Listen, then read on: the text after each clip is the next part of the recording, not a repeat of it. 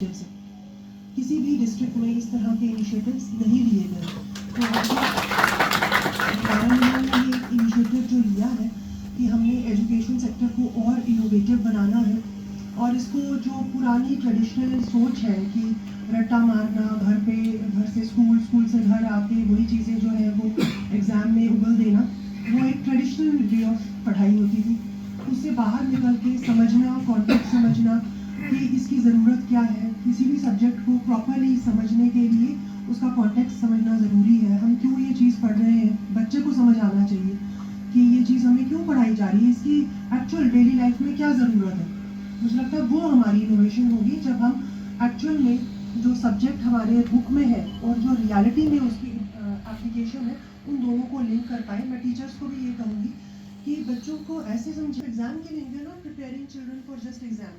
ये पूरी लाइफ ही एग्जाम है। इफ़ यू नो कि आपको ये एप्लीकेशन या ये जो थ्योरी है या थ्योरम है वो आपकी रियल लाइफ में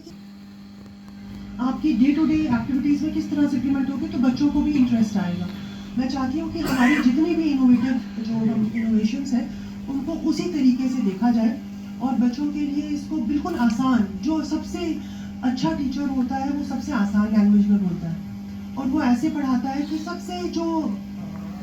पीछे बैठा हुआ बच्चा हो या जिसको उतनी शायद ग्रास्प या इंटेलेक्ट नहीं है उसको भी समझ आए, वही सबसे बेस्ट टीचर है। एंड आज भी जो हम सारी इनोवेशंस कर रहे हैं ये उन बच्चों के लिए है जो शायद खुद उतने जो है उनको उतना स्टिमुलेटिंग एटमॉस्फेयर घर पे या कहीं और नहीं मिल रहा, ये उनके लिए है। So we want to reach the last child and